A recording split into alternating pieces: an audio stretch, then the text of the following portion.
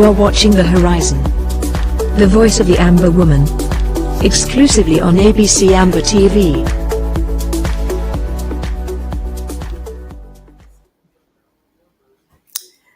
Good evening, good morning, and good afternoon.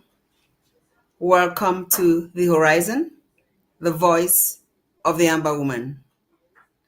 This is April 4th, the first Friday in the month of April, and it's a privilege for us to be here today, bringing you important topics that affect us as a people as we are on this journey to Boya.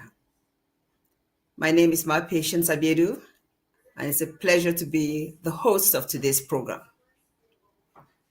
I usually start by sending special appreciation to our Ambazonia State Army for defending homeland. I also want to thank our internally displaced persons, refugees in neighboring Nigeria, La République du Cameroun, Ghana, and all over the world, that if you're watching this show, you know that the ultimate goal is for us to get to Boya. That's a metaphor that we use to finally be able to rule our own land. It's our goal that Southern Cameroon's Ambazonia will be the 55th nation in Africa. Let me seize this opportunity to welcome our permanent guest on the horizon, none other than Dr. Fred Lobati, who comes on this program with a wealth of information. Doc, take a moment to say hello to everyone.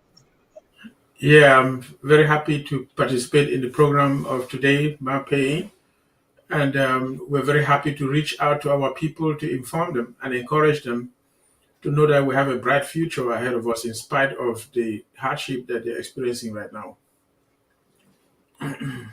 Indeed, indeed. So we have two topics today. We'll just delve into the first one. The first topic has to do with Captain Ibrahim Traore of Burkina Faso. He's a leader of our times. And we will be watching a video shortly with him telling us what he has done and why he has done certain things. But before we do that, Doc, and I'm going to give you a moment to reflect on this. In the 2 years that he's been in office, I'm going to list some of his accomplishments. Number one, Burkina Faso's GDP grew from approximately 18.8 billion to 22.1 billion. So remember, he's been in office only for about 2 years. The second thing he's done, he rejected loans from the International Monetary Fund, IMF, and the World Bank. And he said, and I quote, "Africa does not need the World Bank, IMF, Europe, or America." Number three, he reduced the salaries of ministers and parliamentarians by 30% and increased the salaries of civil servants by 50%. Number four, he paid off Burkina Faso's local debt. So I'll end here. There's some more that I'm going to read. I'll end here for you to just reflect on those accomplishments. Then I'm going to read the next set. You're going to talk about it and then towards the end, we'll listen to certain specific things that has inspired him to do things the way he has done so far. So I've read some four things. Any input? What do you want to say about this? Well, this young man has really done a lot in the short 2 years that he has been at the helm of leadership in Burkina Faso. He is only about 36 years old. So we are in 2025. So if you go back, basically he was born around 1989. Most of us listening to this program think back where you were, how old you were in 1989, how old you are right now. This is a very young person. Yes. And he came to power at the age of 33, and see what he has been able to accomplish. Even taking the fight to long-standing organizations that have existed for for even hundreds of years, and is winning tremendously for his own country and accomplishing great things. This gives us inspiration that young people should not be sidelined or looked down upon. Leadership, anybody can come forward anytime, in spite of your age, and take on, the bull by the horn to deliver for the people, and that's what this man is doing. It's very encouraging indeed.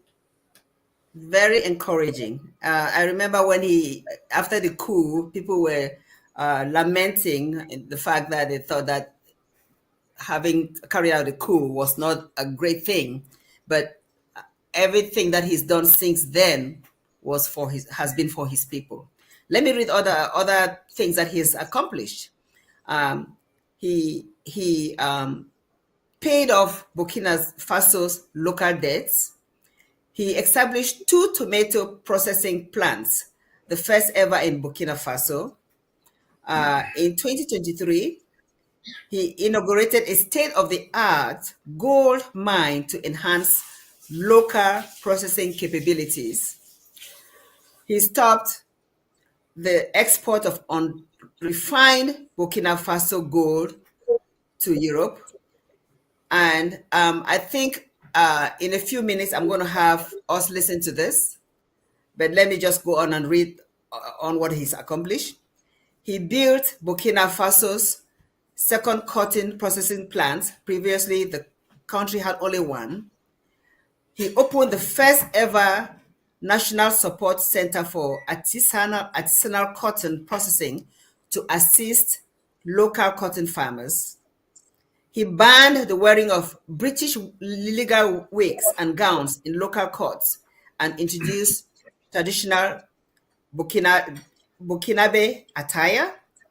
He prioritized agriculture by distributing over 400 tractors, 239 tillers, 710 motor 714 motorcycles to boost production and support rural stakeholders. Number 12, he provided access to improved seeds and other farm inputs to maximize agricultural output. Number 13, tomato production in Burkina Faso increased from 315,000 metric tons in 2022 to 360,000 metric tons in 2024, just within 2 years. Number 14, millet production rose from 907,000 metric tons in 2022 to 1.1 million metric tons in 2024. Number 15, rice production increased from 280,000 metric tons in 2022 to 326,000 metric tons in 2024. Number 16, he banned French military operations in Burkina Faso. Number 18, he expelled French troops from Burkina Faso. Number 19, his government is constructing new roads, widening existing ones and upgrading gravel roads to paved surfaces. Number 20, he is building a new airport, which is expected to be completed in 2025, with a capacity to handle 1 million passengers annually. These are 20 incredible accomplishments within 2 years from this young man. And at this time, I just want us to listen to one of the videos that explains certain things that he did in his own voice, in his own words. So if we can put on that video now will be really appreciative. And then after that, Doc, you can talk some more about this young man. Captain Ibrahim Traore, the 36-year-old president of Burkina Faso, made a powerful statement when he said, "We have been receiving French aid for 63 years, yet our country has not developed. Cutting it off from us now will not kill us. Rather, it will motivate us to work and reform ourselves." His words were met with laughter and scorn from many African leaders who dismissed him as young and inexperienced.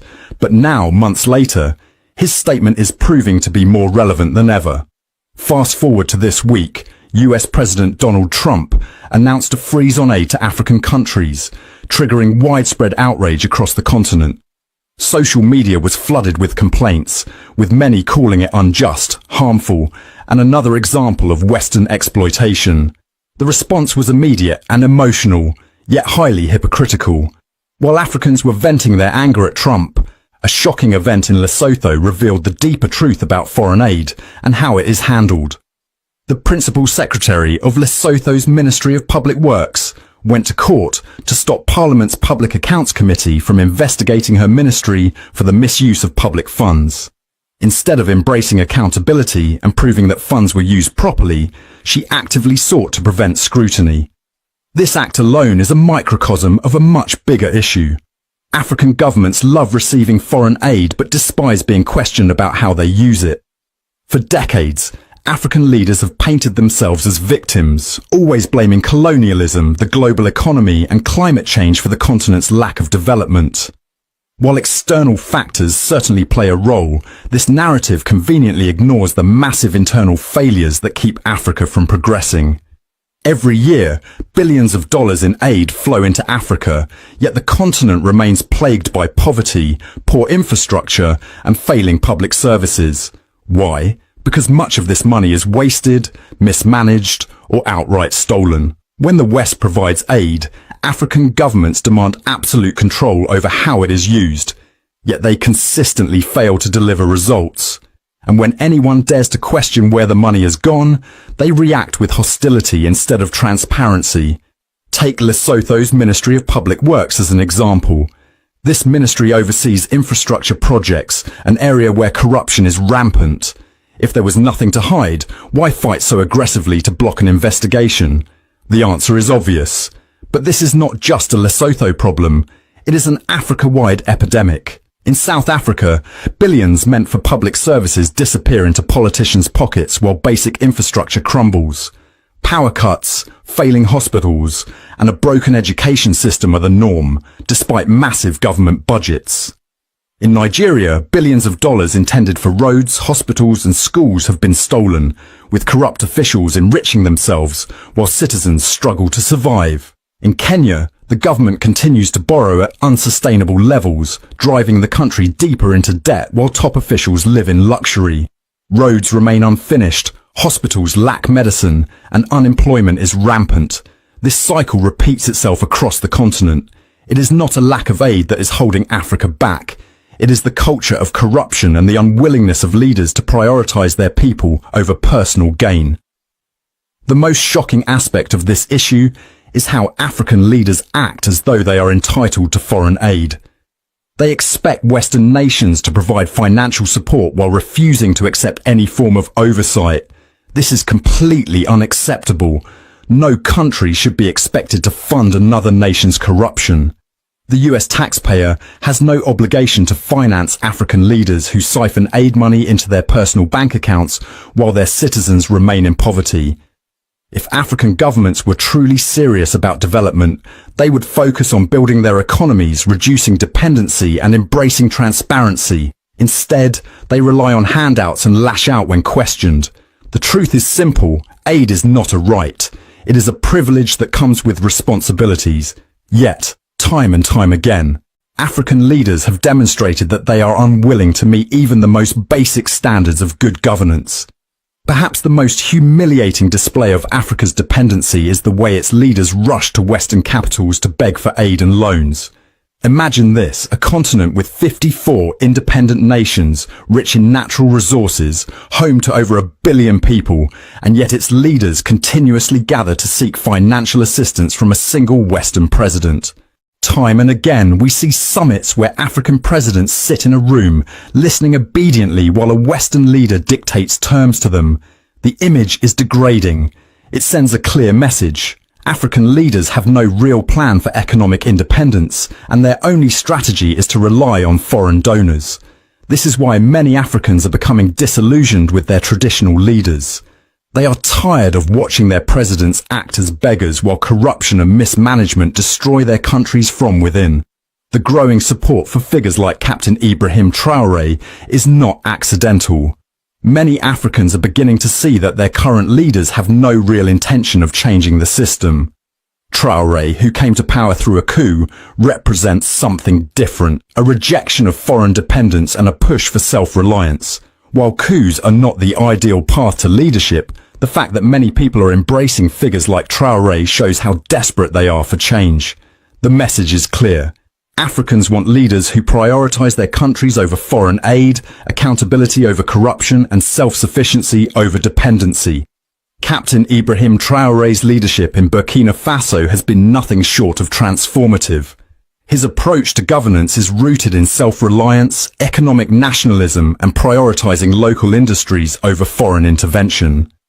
In just 2 years, he has implemented sweeping changes that have not only bolstered Burkina Faso's economy, but have also restored a sense of national pride. Under Traore's leadership, Burkina Faso's GDP has grown from approximately $18.8 billion to $22.1 billion. A remarkable achievement given the country's historical economic struggles. Unlike many African leaders who heavily rely on external financing, he rejected loans from the IMF and World Bank, emphasizing that Africa does not need Western financial institutions to thrive. This decision aims to break the cycle of dependency and debt that has long hindered Africa's economic progress. Furthermore, Traore's administration has taken concrete steps to improve financial stability. He reduced the salaries of ministers and parliamentarians by 30% to cut government expenses. He increased the salaries of civil servants by 50%, ensuring that government workers earn a living wage. He paid off Burkina Faso's local debts, reducing financial burdens and increasing economic sovereignty. A major shift in Traore's governance is his focus on industrialization and local production. Burkina Faso, like many African nations, has long been dependent on exporting raw materials while importing finished products at higher costs. Traore is reversing this trend by establishing 2 tomato processing plants, the first ever in Burkina Faso, to reduce reliance on imported tomato paste. Opening a state-of-the-art gold mine in 2023, ensuring that Burkina Faso's gold is processed locally instead of being exported in its raw form to Europe. Banning the export of unrefined gold, increasing local job opportunities and retaining more value within the country. Building. Wow. That is so impressive, Doc. I'll give you a moment to really explore what we've seen. Yeah, there is a lot that can be said about what we just saw and what you had talked about earlier, the points that you made.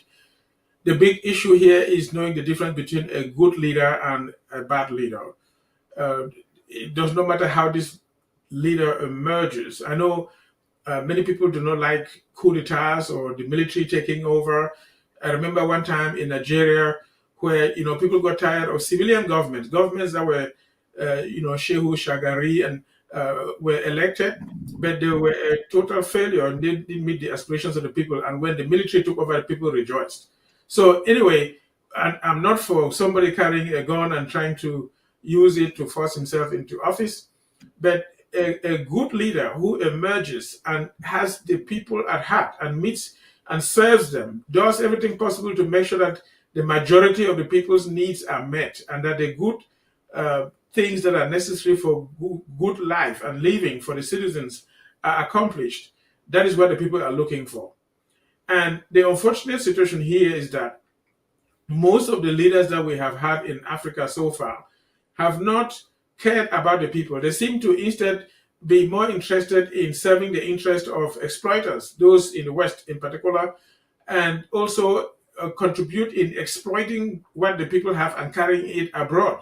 So you talked already about foreign aid. Actually, what's happening is that a report came out where from 1990 to 2024, over 255 trillion of goods and resources were carried away from the sub-Saharan African continent to Western nations, which includes the US and Europe and all these nations. Yet, the very rich nations come back with what they call aid package, which is less than 1% of what was carried away. And this little 1% that they bring and dangle in front of us as aid, the political leaders are also still encouraged again to embezzle them, misappropriate them, and carry them back to the bank accounts that they have opened in the same countries that exploited Africa.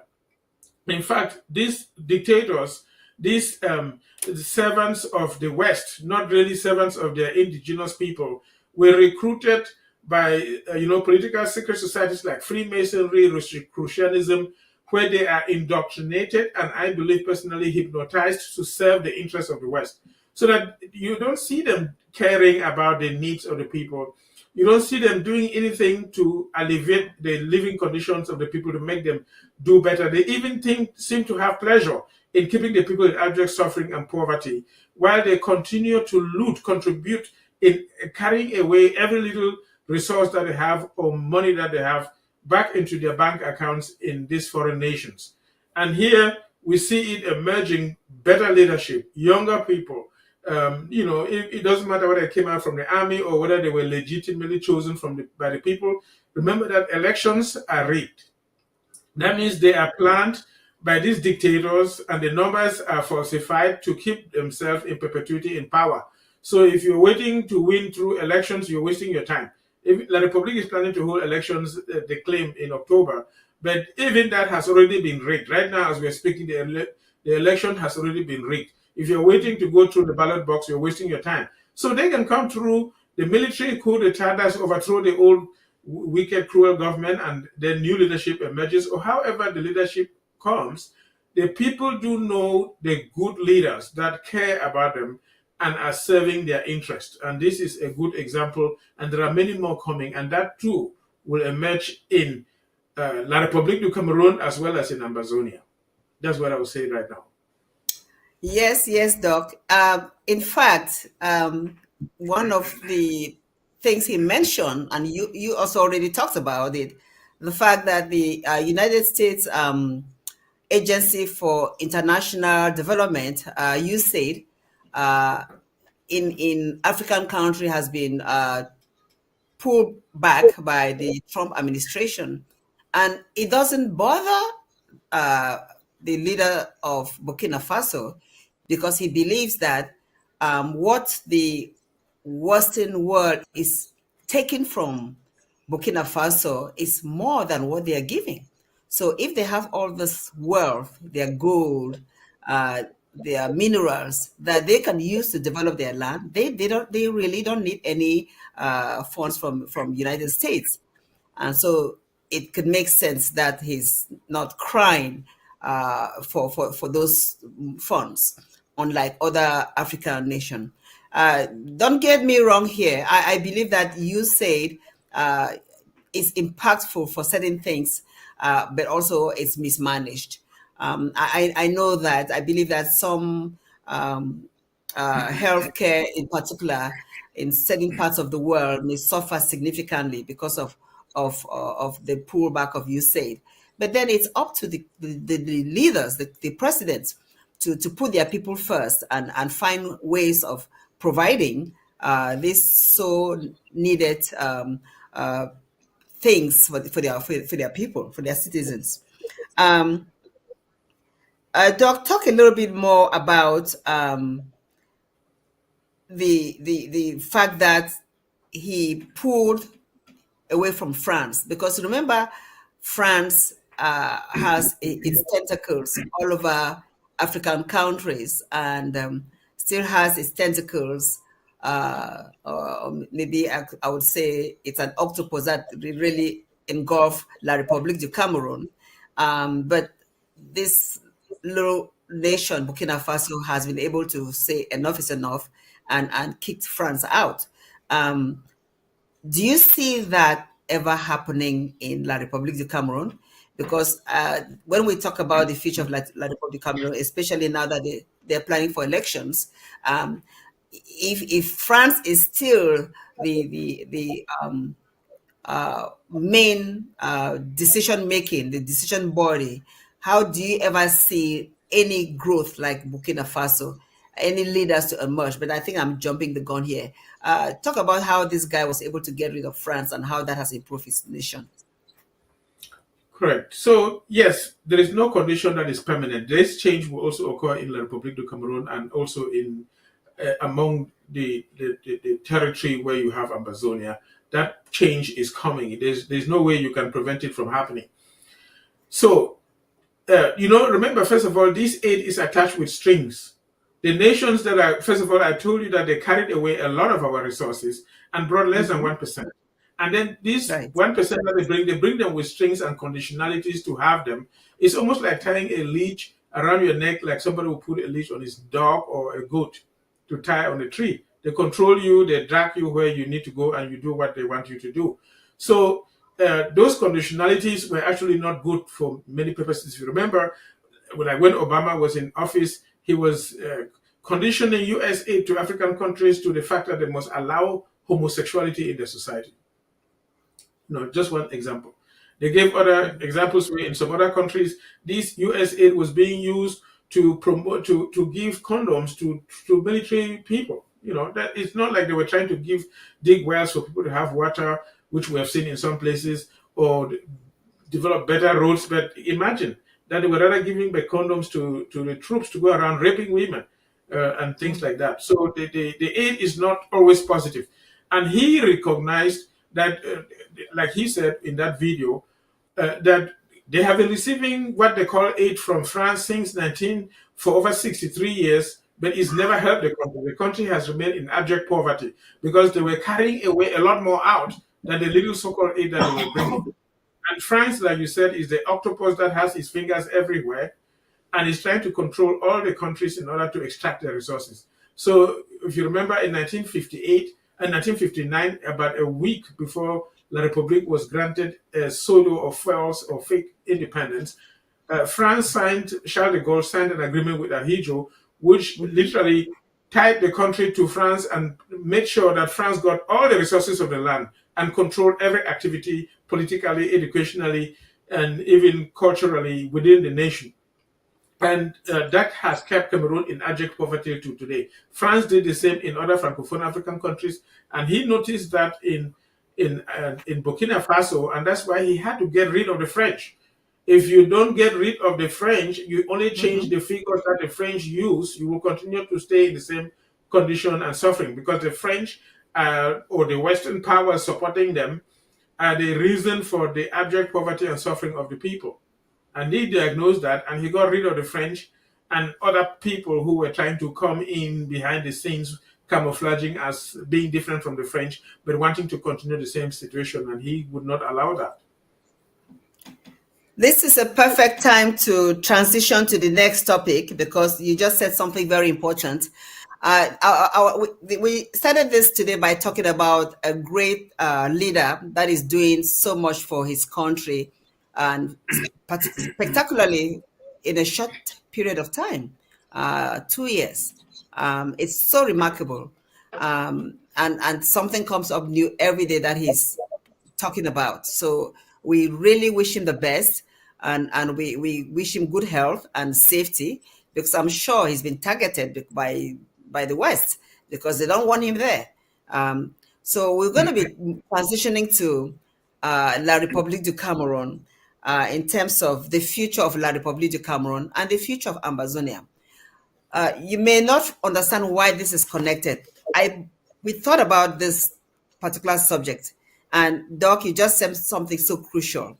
You said something so crucial in the sense that you said that he was able to get country, and based on that, he has started developing his country. La République du Cameroun is controlled by France. They have elections coming up. I don't see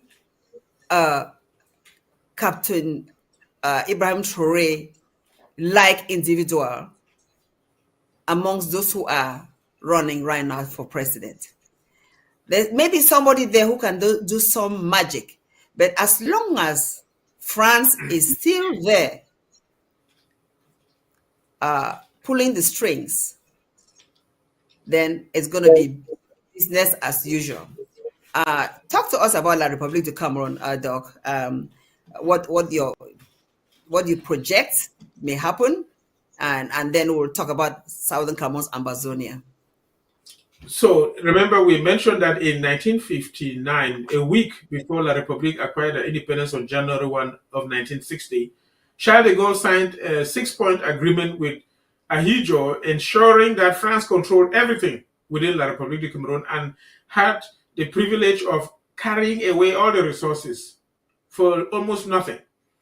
And that is the conditionality by which France has been controlling La République du Cameroun, just as they were also practicing in other Francophone African countries. In fact, they developed this in Cameroon. Cameroon was the laboratory, and they carried it and extended it to other Francophone African countries.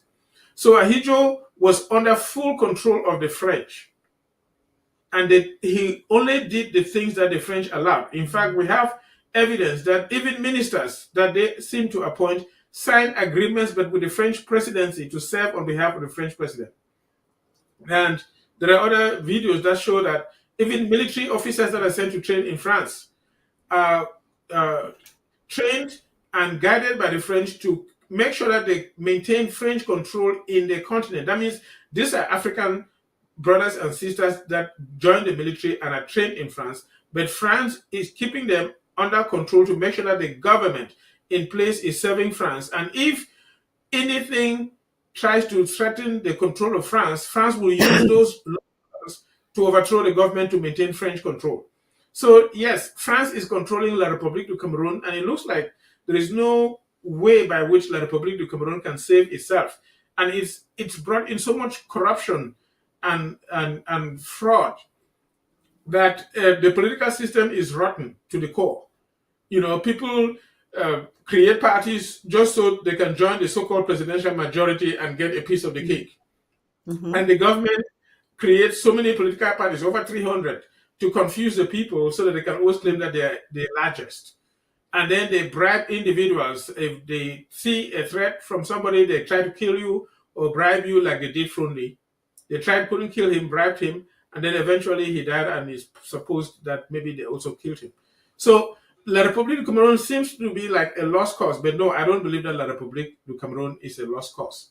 The reason I'm saying this is that if you go throughout history, you've had different changes that have occurred historically. I'll go into that. Just as you have the daylight transitioning into the night, or the different seasons of the year. For those who live in North America, there are 4 seasons. You have winter, spring, summer, and fall. And if you live in Cameroon, for example, you have 2 seasons, the rainy season and the dry season. So one season moves to the other. So things change. There's no condition that is permanent. It's assumed, or it's reported, that civilization started around the Euphrates River and the Tigris, the Sumerian civilization. But then politically, it emerged in Egypt. Egypt was a strong political system for a long time, hundreds of years, but Egypt eventually collapsed. Then Assyria took over, controlled for some time and also collapsed. Babylon took over, controlled for some time and collapsed. The Medo-Persians took over. Then Alexander the Great came in as the Greek took over. And then he eventually lost it as well. And Rome came for a while and also collapsed. And it's assumed by and reported by others that it basically mutated into the papacy, but that's a different story. Now, and during the time of, after Rome collapsed, you had different empires that developed in Europe. So you've had, for example, you hear about the Roman Empire, the British Empire, the Mongol Empire, the Spanish Empire, the Russian Empire, the Ottoman Empire, the Byzantine Empire. And after this, you know that the different nations that we have today emerged, with the United States around 1776, the British United Kingdom emerging around 1800. And since then, you've had so many different nations emerging to the point where now we have a group putting them all together as the so-called League of Nations that mutated into the United Nations. The reason I'm bringing all these things is to demonstrate that things change, control change. So it's no condition is permanent. The French have been controlling Africa let me put it this way, since the partitioning of Africa in 1884, 1885, and then of course they took us, the people of Cameroon, from the Germans after the First World War, and then they lost it significantly. They were destroyed after the Second World War. They were very poor, and they did everything to make sure that they held us under grip to extract our resources to enrich themselves. So actually, France that looks good today is out of the money that came from Africa. But again, no condition is permanent. What is going to happen is that just as they are losing in the Sahel, the French are going to lose it everywhere, including in the Cameroon. Even though they used Ahijo for a while, 22 years, and they have used Biya now for about 43 years, eventually the French will lose it. And there is that potential. There is leadership within La République du Cameroun that can emerge. It doesn't matter whether it's through the military or not through the military, or fake elections or no fake elections. There's going to be somebody that will emerge that will literally break the chain of the French over La République du Cameroun and start acting like Traore. That is going to happen. I cannot tell you in 2 years, in 5 years, but just as the seasons change, just as civilizations change, the control of the French over La République du Cameroun and Ambazonia and all across Africa is going to go away. That is a given. It's not a question of whether it will happen. The French will not be there forever and ever, world without end. So it's going to happen. And I believe that La République has those leaders. And the time will come when, just like Ahijo was swept away. I don't know, there are many people who don't know that there was a former president of Cameroon called Ahijo. When Ahijo was there, he was a dictator. Nobody dared mention his name because you didn't know who around you was a spy. You could be reported and you would be locked up and killed and tortured by Foshive, you know. But Ahijo eventually ruled for 22 years, and then the French pushed him away and put Biya in there. And in 1989, Ahijo died, and it was announced almost like mentioning like a chicken that was kicked by a car on the side of the road. You couldn't even believe that it was that dictator who that overpowered the whole nation. So right now, everybody is seeing Biya as the almighty who has control for 43 years as if he's not going to go away. No, just like Ahijo went away and disappeared, Biya and his regime will also disappear and new leadership will emerge. That is a given. It's not in doubt.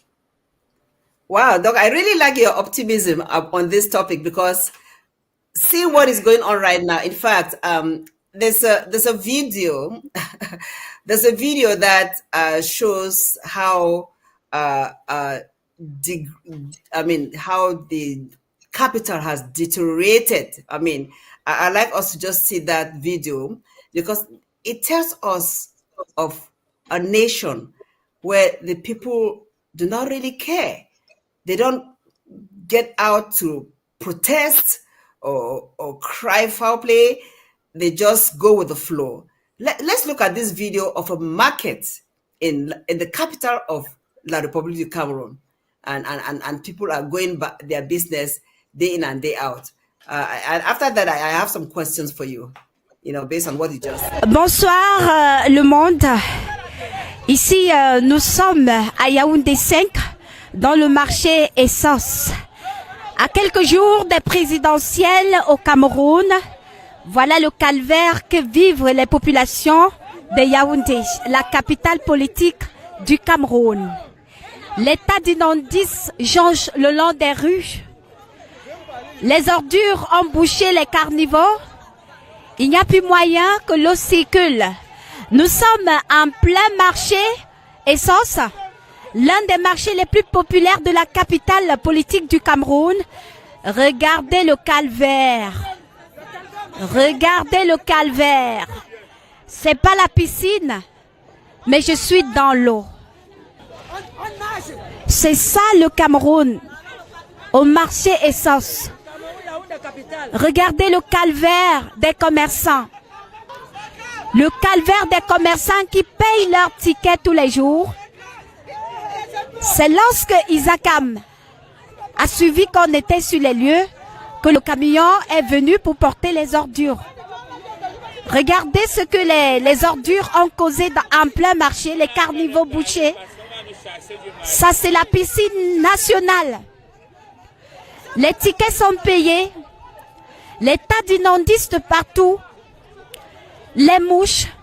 On dirait la capitale est dans la pourriture. Je suis placée, certainement, c'est dans les excréments des gens parce que l'eau est entrée dans les habitations étant donné que les carnivaux sont bouchés à cause de ces ordures. Monsieur le Président Paul Biya, voilà ce à quoi ressemble la capitale politique du Cameroun. Les commerçants sont aux abois, les populations sont aux abois également. Tous les comptoirs sont inondés. Et juste ici, tout près, on vend de la nourriture. Les gens n'ont pas d'argent pour aller dans des grands restaurants.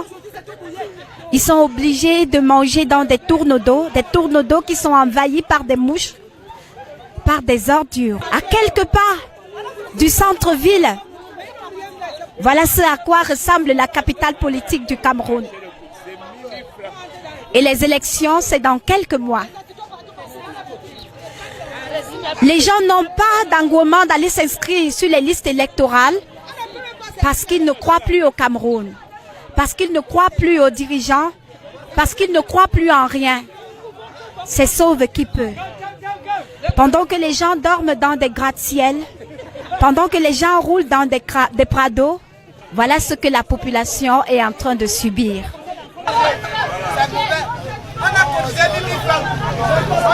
Nous sommes ici avec le chef secteur du marché qui va nous dire un peu quel calvaire ils sont en train de subir.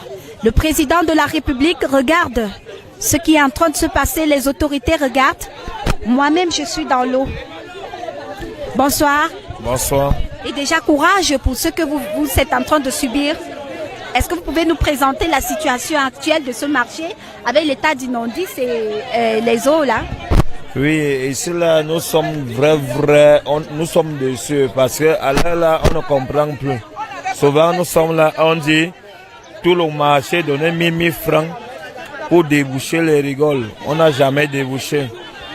Subitement, vous êtes encore là, on dit bon, maintenant là, la communauté a dit il faut des toilettes publiques. Ici là, quand ils viennent faire les toilettes publiques, ils s'en foutent du reste. On vous chasse comme ça, là, on vous met dans la rue. Mais pour finir, vous êtes encore même au milieu de la route. Les toilettes publiques, ils bouchent d'abord toutes les sorties d'eau qui sortent du marché. Donc l'eau est obligée, quand il pleut, de sortir et venir nous envahir. On n'a pas de choix. Et demain matin, on sera obligé de tout ramasser. On va même ramasser, on va jeter où? Là, les ACAM ne viennent pas. On va faire comment? On est obligé de ramasser, verser toujours là par terre pour que quand il va pleuvoir demain, ça vient toujours nous retrouver.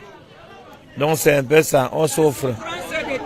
Et on parle même, c'est encore plus grave. Moi-même, je suis déjà en danger. Alors, c'est dans cette peur que vivent les Camerounais.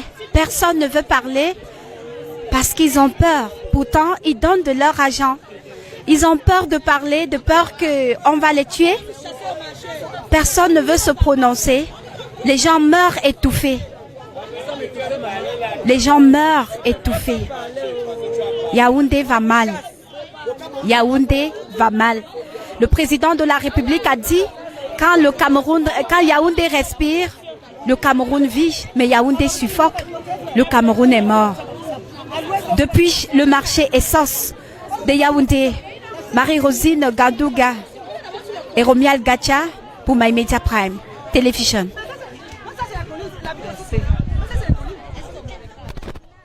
Well, there's an expression that a picture is 1,000 words. But go ahead and just translate for our brothers and sisters who may not understand that foreign language, what we've just listened to. This is very disgraceful, and it's a good and exemplary demonstration of the failure of the Biya regime, a 93-year-old who is incompetent, as compared to Traore, who is 36 years old, he's dynamic, going around doing things, and this 96-year-old pretends to be president, being controlled by the French by a leash and sleeping in his village there, and once in a while pops up and makes noise. But look at what he has accomplished. These people have been abandoned to themselves. They live in this amount of dirt. Imagine the dirty water. There is feces in there, there's urine in there, all kinds of dirt. Just being in that water, you can contract a lot of diseases, cholera, besides mosquitoes that will give you malaria. You can get typhoid fever. These very people will fall sick. They have been so abandoned to themselves that they don't even know the better things. They don't know that it's bad for them to be standing in this water or walking in it and staying in it. Even the journalist is taking it as a pride to stand in the water to give a report. It's very sad. And very soon these same people will fall sick, go to the hospital, not be cared for, and some of them will die. It's really very sad and very unfortunate. And this is not only in Yaoundé. This is all over the country. When you go to Douala, you also see the same situation. You go to some Ambazonian towns, like even Bamenda, you will see similar places where people have accumulated waste or trash, and nobody is clearing it. Yet, as they were reporting, the council comes and asks these supposed traders to pay like $1,000 each day for selling in those places. How can you go there to buy fruits? How can you go there to buy vegetables from this kind of dirt? You will only go home and get sick. And imagine, women need to be very hygienic. You know that because of their anatomy. Imagine women walking in this dirty water deep, high up their hips. Yes. You can just only imagine what is happening. It's very disgraceful and very sad, a demonstration of the failure of the Biya regime. And yet, what do we know? We have ministers that have embezzled 6,000 billion francs. The exchange rate right now is about $600, 600 francs for $1. So that means that translates to 6,000 billion, translates to almost 9-10 billion dollars that some ministers have embezzled and stashed away in Swiss bank accounts and all across the world. These are only ministers. They are just what was extracted from oil in southern Cameroon since they started extracting. It's over $600 billion. Most of that money is in Biya's private pocket with his family, stashed away in Switzerland. It's not because there is no money that you see the people living like this. The wicked regime and its ministers, they have embezzled and joined their French counterparts that are extracting and carrying away the resources to stash the money, including the so-called aid, in the bank accounts in Europe and all across in different places, and abandoning these people to themselves. And as she was saying, many people are afraid of talking because they think that if they speak, they will be killed. But even if they didn't kill them, they are indirectly killing them by letting them, get infected from this infested water. They will get sick and die from just, poor health conditions from this very inhygienic environment. Malaria will kill many, typhoid fever will kill many, cholera will kill many, urinary tract infections. You can imagine things, hepatitis, things that you can excrete into the water, you will get them. It's very sad indeed. It's a very bad picture. That is a true picture of Biya's heart and his regime and his accomplishments in La République du Cameroun, and even and unfortunately he soiled Ambazonia with this mess. It's so sad indeed. And unfortunately, as you said, they cannot come out and fight the system because they will be killed. They are missing something important, the power of the people. Because can you imagine if they mobilize themselves, so many of them, and go in front of the office of whoever is in charge of buildings or whatever, the market, and protest and demand that be clean immediately, demand or they will not pay a dime for anything, or I should say CFA, maybe they will be listened to. But Doc, you said something. You said that you believe that eventually a leader will emerge from that part of the country someday when France is no longer involved. But we know that they have an election coming sometime in a few months from now. I don't see France disappearing in the near future. So as far as I'm concerned, it's going to be the same or is the same situation over and over again. Whoever comes will continue in the same tradition, like Ahijo, like Bia, with no change, and the country will continue to deteriorate. But let's talk a little bit about Ambazonia, because we are on this journey. We know exactly the capability of Southern Cameroonians. We know our strength. We know what we can do when we put our minds. And we're not coming here from a place where we have no experience. Let me remind us, Doc, of some of the things we had before. You know, we had public works department, right? We had public works department, which was a government department that was very important in maintaining public infrastructure in Southern Cameroons.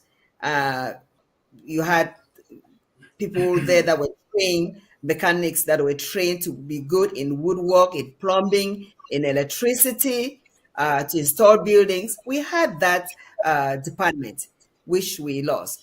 We are seeing that, we think that, and we know that, Doc, when Ambazonia becomes a reality, we'll have a better public works department. I'm going to just read some of the things that were closed down.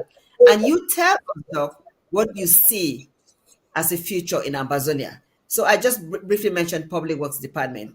There was also a survey department. The survey department of the West Cameroon government carried out town planning for the state of West Cameroon and ran survey school where it trained survey technicians. The government in Yaoundé turned the school into a public works school annex to one created Yaoundé, and eventually it stopped functioning.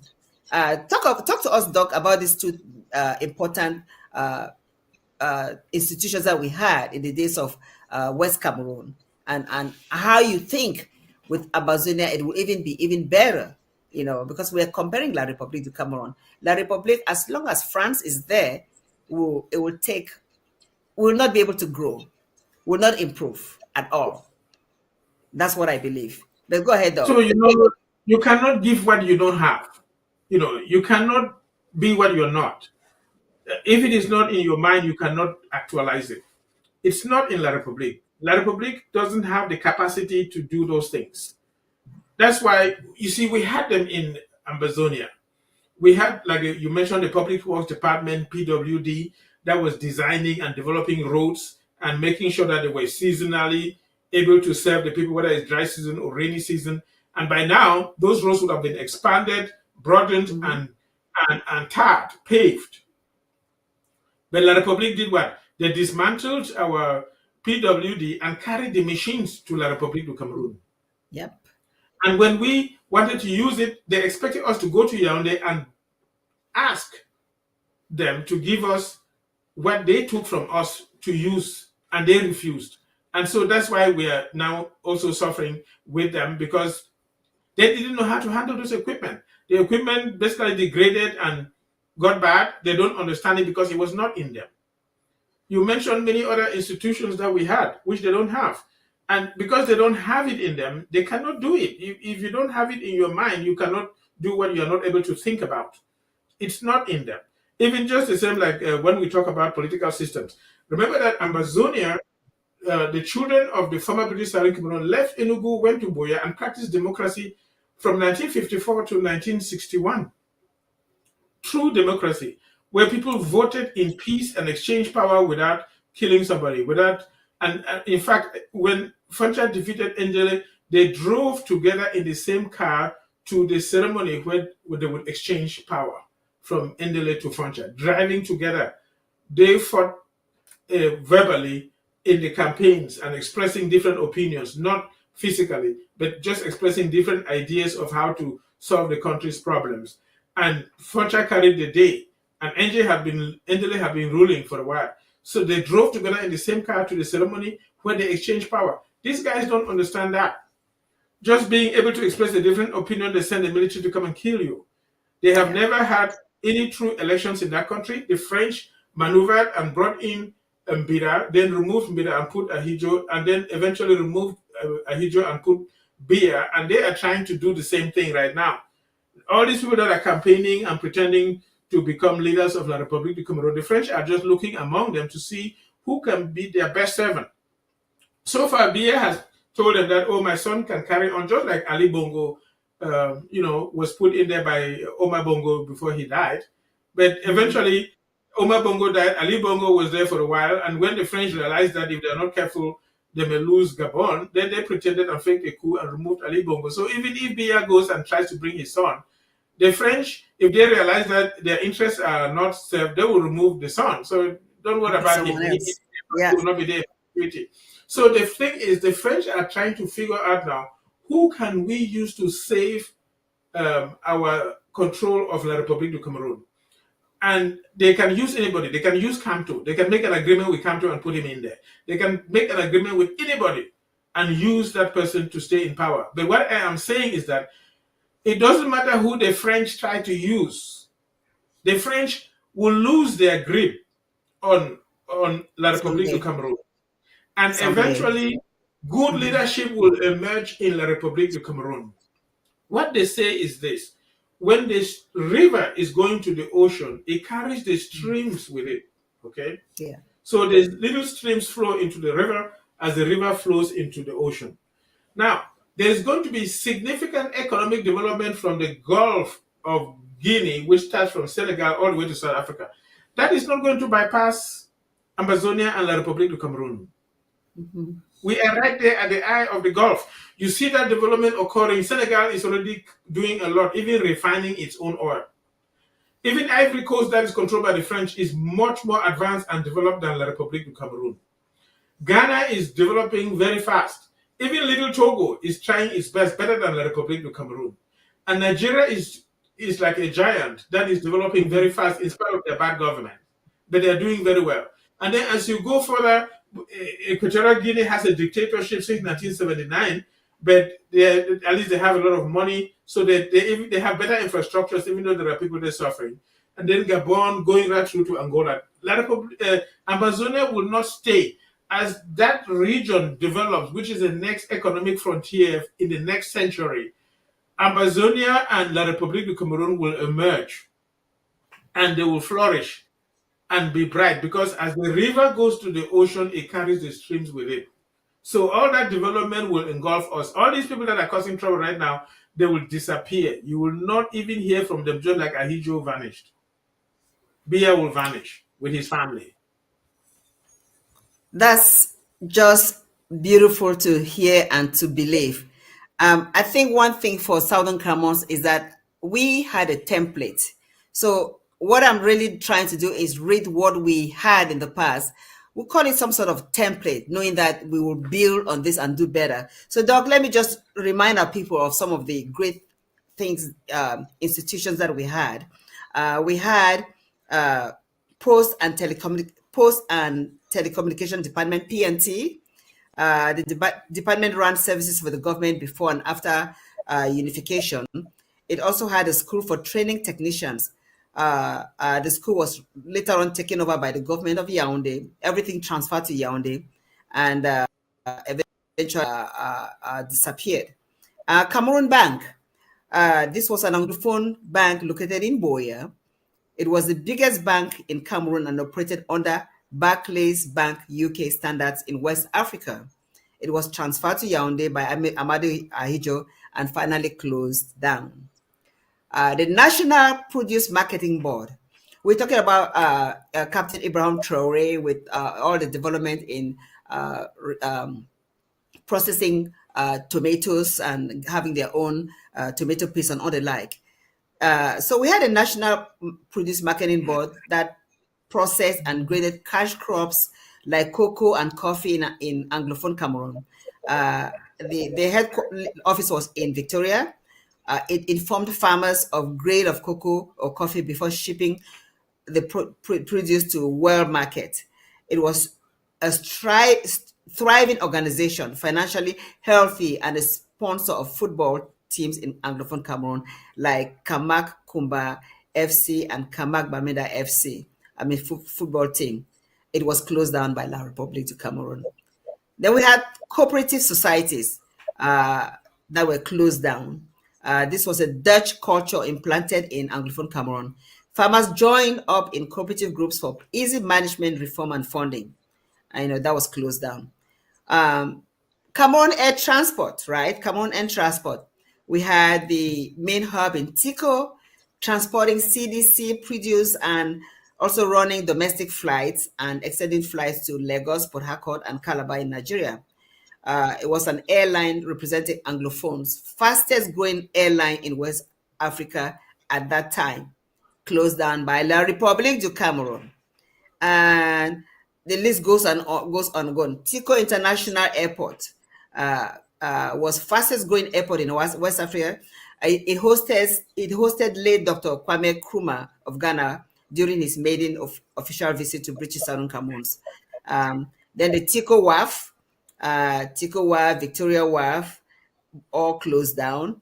On Bay Trade Center closed down.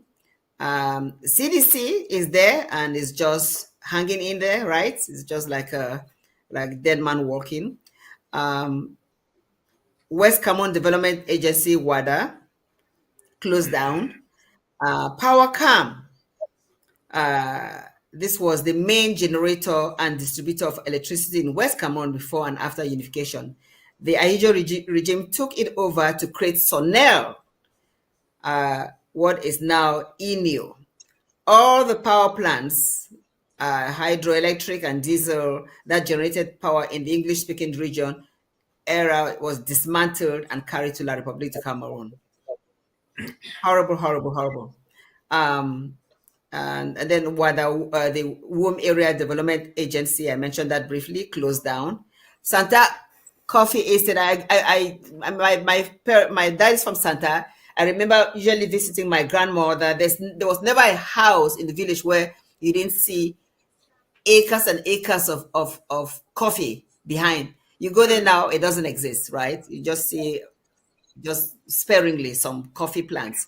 But that was a lot in those days, and mothers could really send their kids to school just by growing coffee, harvesting coffee and trading coffee. So Nara is just barely hanging in there. We had some great companies: Nanga Company, Chair Company, Kilo Company, Nebaka Dealership.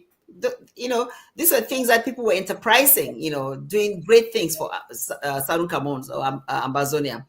I list all of this to say that we had a template. We've been there, we've seen, we've done things. So the future is brighter because now we know what we did in the past. We know we can do much better. Doc, I don't know. I've listed quite a few. I'd like you to just talk about some of them in your own words. Now, just think for a moment. Most of our political leaders at that time, they had very limited education. All the highest educated among them was Ndele, who was a medical doctor. And he was the only doctor in Nigerian government. That's why he could move our government from Enugu to Boya, and Nigeria did not fight him because he was highly educated and respected as a doctor. The Funchas, they went to school and were primary school headmaster in Big Mancon, Funcha. And Muna also went to school and then went to Britain for a little small course and came back. So these were people who had very limited education. They see the infrastructures that they developed then in collaboration with the British. So now we have a lot of education. We all have gone to school very far, acquired a lot of knowledge. We have a lot of skills. There is knowledge has expanded tremendously, and you don't need to have PhD behind your name. I mean, there are people who have studied and know so much that they don't have any title, any academic title, but yet they know a lot. They are very enterprising. So you can imagine that when we have full autonomy and control over our land, in fact, the growth is going to be tremendous. So that, for example, in the area, say, of energy that you are talking about, we know that foolish La République du Cameroun is refusing to develop the mention for. That they say that if you used it to generate electricity, you'll be able to supply energy to all of West Africa. That's what they used to say. And so you can imagine how much energy will be produced. You even have the Kasina Ala as well. But you can also harness solar energy. The sun is there every day, and you can harness it. You also have the wind. You can harness Wind energy, in the days of those, our forefathers, they did not have the idea of solar energy or wind energy, but today we have that. So what I'm trying to say is that we have more knowledge today, more skills, more ability, and when we have our autonomy, full control, we will do even much better. We will develop and advance much faster than they did with their limited knowledge at that time, and they did much better than the Republic. The Republic only consumes and destroys. They are not able to produce. That's why they end up in a garbage heap, like we saw in that video there in Yaoundé.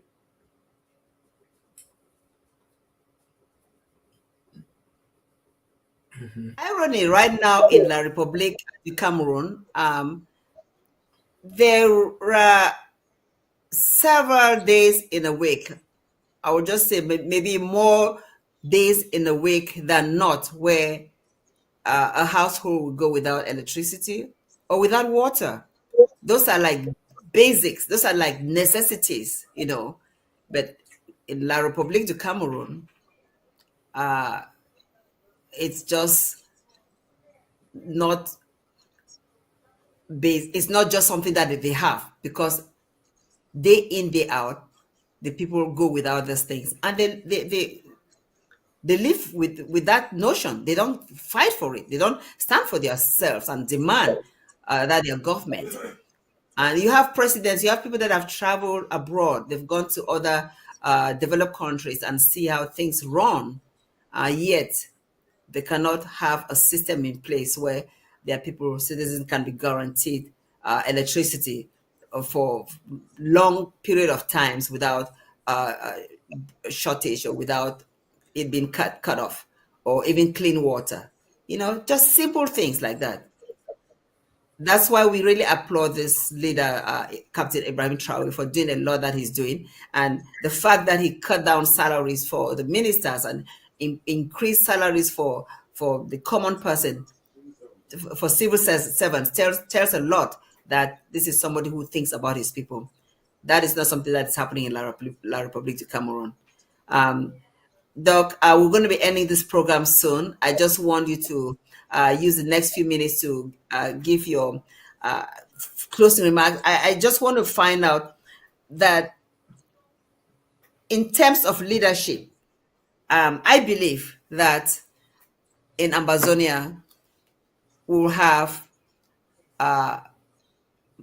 1, 2, 3, 4 people like Captain Ibrahim Traore that have that mentality that will help develop Southern Cameroon's Ambazonia in no time. Because we know, again, as I said, we have a template. We've been there, and these people are just generally people with some moral backbone, people that are not easily corrupted, because that's the problem. You have corrupt leaders, your people suffer.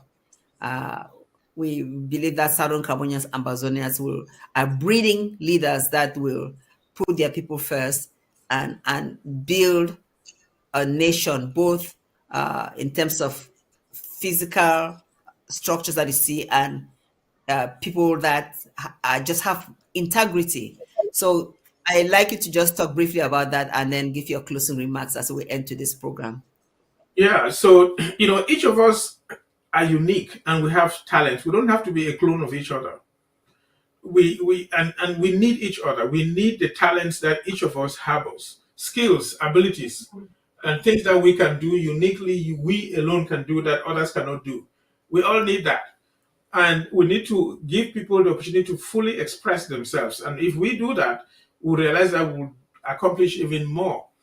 I will bring an example. So, for example, you remember that as we grew up in our homeland, we used to go to our local small bamboo bushes and forests and pick wood to cook with.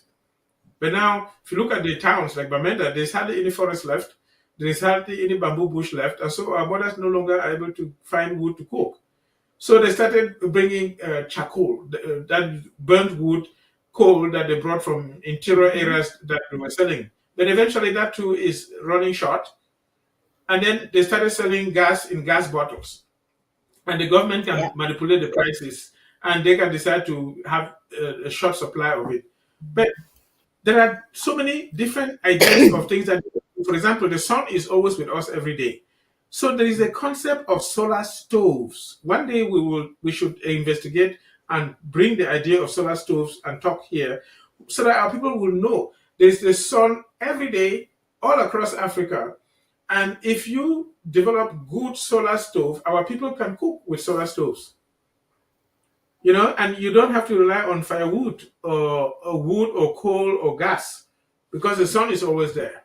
You just develop the ability and the science to use solar stoves. Those are our mothers who roast corn and plum by the side of the road. You can have a solar supply panel that generates energy, and you do your roasting of corn by the side of the road just with that, without buying gas, and so many other different things. Again, one program we can investigate that and talk about it. Those are different ideas of things that we have.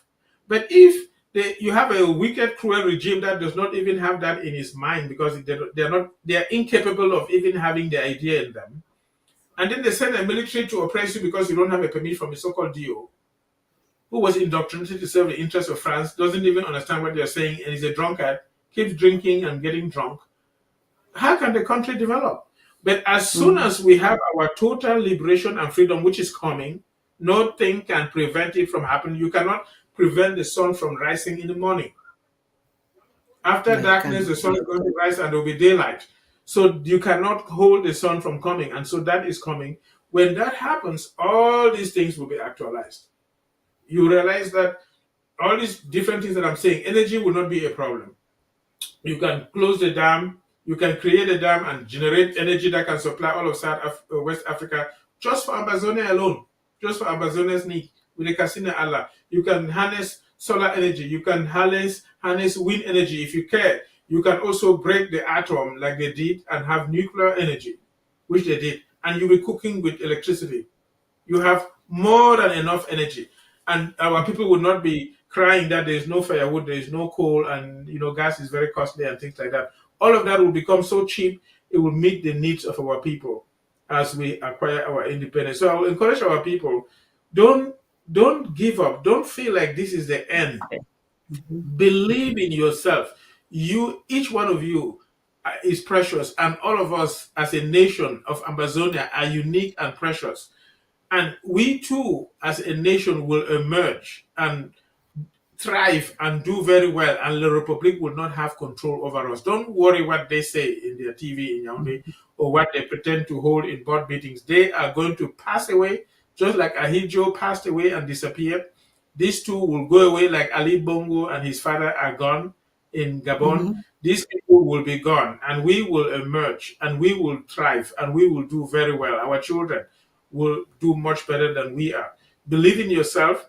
We are not perfect as human beings. That's why you take the things of God more serious. That means build yourself up spiritually. For example, study your Bible. It helps you to know the good values of life. And pray. And you realize that your potentials will be released and you will do very well. That's one thing that the Republic is doing. They're going around finding any spiritual potential that can challenge them to kill it. That's why Atangaji came up against the churches. Find any potential to kill it, and then bribe the ones that are working with them, like they go around bribing the spiritual leaders. But no, study your Bible. I'm not turning this into a religious program, but study your Bible, build up yourself, believe in yourself. You will be a better person. And as time comes, these guys will disappear, and we will emerge just like the sun rises in the morning, and we will shine at noonday in Ambazonia, in our own land, in our own freedom. Amen to that. Amen to that. Doc, it's always a pleasure having you on the Horizon or the Voice of the Amber Woman. I really thank you for making time to educate our people, to give us hope, and just cementing the fact that this journey is a journey that has an end, and the end is near. Ladies and gentlemen, thank you so much for watching the Horizon, the Voice of the Amber Woman. We know that someday we will have a leader that will be transformative, like Captain Ibrahim Traore of Burkina Faso. We will have a leader who will be in touch with what the people are experiencing, not the types that have had in La République du Cameroun that are out of touch. We will have a leader where basic things like